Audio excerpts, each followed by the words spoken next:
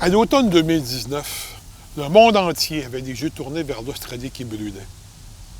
Nous avons tous été émus par les images apocalyptiques de koalas et de kangourous en feu, de familles poussées par des incendies de forêt sur le pourtour des lacs, baignant dans l'eau pour se protéger avant d'être évacués d'urgence. Le philosophe australien Clive Hamilton avait déclaré « En Australie, nous devrons faire le deuil de l'avenir ». Dans une tribune au journal Le Monde, il avait aussi dit sa rage face au déni des dirigeants de son pays, qui refusaient d'admettre que le réchauffement climatique soit à l'origine de ces terribles feux qui ravageaient l'Australie. Rien d'étonnant que dans ce contexte, ce soit aussi l'Australie que nous soit parvenue une petite brochure explosive, La réalité climatique, en 2020. Produite par Breakthrough National Center for Climate Restoration, l'analyse qu'on y trouvait, solide et sans détour, affirmait qu'il fallait atteindre le zéro émission de GES dès 2030 et non pas en 2050, si nous voulions réduire sérieusement les risques que nous courons en prenant notre temps. Ce qui amenait les scientifiques australiens à cette conclusion, c'était la gestion des risques. Parce qu'en matière de climat, la gestion des risques, c'est pas comme en économie. Si nous nous trompons, nous n'aurons pas d'autre chance de nous rattraper. David Spratt est coordonnateur de recherche pour Breakthrough depuis 2014. Ses écrits ont été publiés dans plusieurs revues et journaux et sur des sites en ligne. Il blogue sur la science du climat, sur le risque existentiel, sur les réticences du GIEC, sur l'urgence climatique. Il est également conférencier régulièrement. Écoutons David Spratt nous parler des risques que nous encourons. Political reality must be grounded in physical reality or it's completely useless. Now that might seem an obvious thing, but often climate policy is not grounded in physical reality, and I'm about to demonstrate that in a second. The second starting point is that this is about managing risks and threats, and special attention in climate must be given to the worst possibilities, and I want to explain why. At the moment, the commitments in Paris will lead to 3 to 5 degrees of warming, which scientists say, quote unquote, is incompatible with the maintenance of civilization. Even the World Bank says it's beyond adaptation. So where we're heading will end modern societies as we know it and lead to chaos and disruption on a global scale. Last year, 2020, was the hottest year on record at 1.27. 3 of the last 5 years have been above 1.2, and it's clear that the warming average is now about 1.2 compared to the last 19th century, to the late 19th century, and the rate of warming is accelerating. The other thing that's come out, and there's a lot of peer-reviewed evidence, is it's now fairly clear that we're likely to hit 1.5, the low of the Paris bounds, by 2030 or before. So 1.5 is probably a decade or so away. The current level of greenhouse gases is probably enough for 2 degrees of warming. We can demonstrate this by various ways. Recently, a paper came out which said that if you just took the current level of greenhouse gases and let it run through the climate models, it's more than likely that that will be more than 2 degrees of warming in the long run. So when people talk about carbon budgets for 1.5 and 2 degrees, just don't believe them. I mean, we are on a trajectory towards 2 degrees or more. Of course, we can stop emissions, we can draw down carbon and stop that, but the current level of greenhouse gases is enough for 2 degrees of warming. And our climate history tells us the same thing. The last time it was this, we had this level of carbon dioxide, temperatures were 2 to 4 degrees warmer than the late 19th century.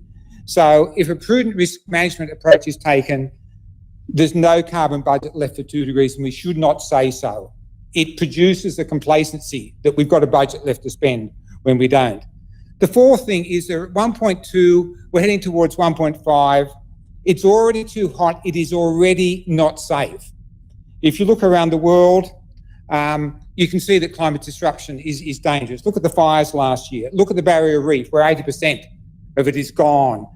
Look at the Arctic sea ice, where we're likely to have a blue water event within 10 years. Look at West Antarctica, where they say that some of those glaciers are already beyond their tipping point. No further emissions are necessary for those glaciers to disappear and push up a multi-metre sea level rise. So some tipping points have already passed and others really close at 1.2.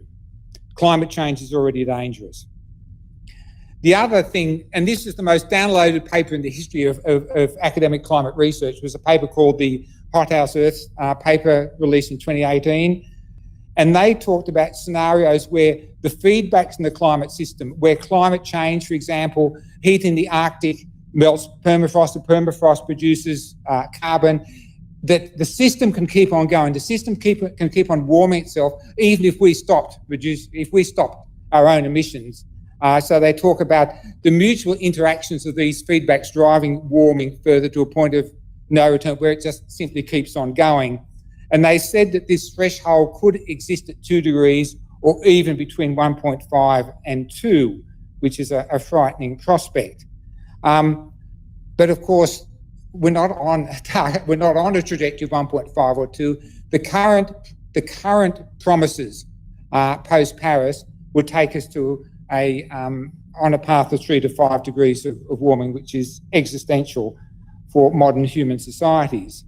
So the authors of that paper last year said, and I think this is a really important sentence, it really summarises the whole thing, the evidence from tipping points alone suggests that we are in a state of planetary emergency. Both the risk and urgency of the situation are acute. If damaging tipping cascades, the hothouse Earth, can occur and a global tipping point cannot be ruled out, then this is an existential threat to civilizations. Mobilising for zero emissions in 10 years is crucial. The conclusion, and we've seen this for a long time, long-term targets are an excuse for procrastination. I'm going to stop smoking and drinking next month. It just doesn't work. That's been the whole history of policy making. So when you have climate advocates saying 2050, it is scientifically illiterate and ethically immoral to be saying that. Just a few political conclusions. The first is that our situation is unprecedented in human history. We've never been on the edge of crashing the planet before.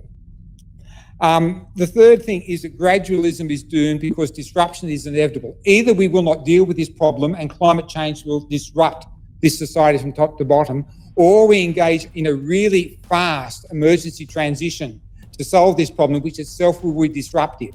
So all the talk about this has got to be gradual, no cost, no effect on the market is simply a non sequitur. When you have existential risk, you don't get to run the experiment more than once. You can't trash the planet and say, oh, whoops, we got our risk management wrong, let's have another go. So you have to be really precautionary. So special precautions are required to deal with the worst risks. So the principal point is that rather than focusing on middle-of-the-road probabilities, it's important to focus on the very large impacts. The question is, what is the worst thing that could happen in climate change, and what do we have to do to stop it? And last, here's my final thought. The Victorian Premier showed daily media leadership in response to COVID. And my question is this. Imagine a Premier giving a media conference every day for 120 days in a row to show leadership and build public support for emergency action on climate disruption. Thanks very much.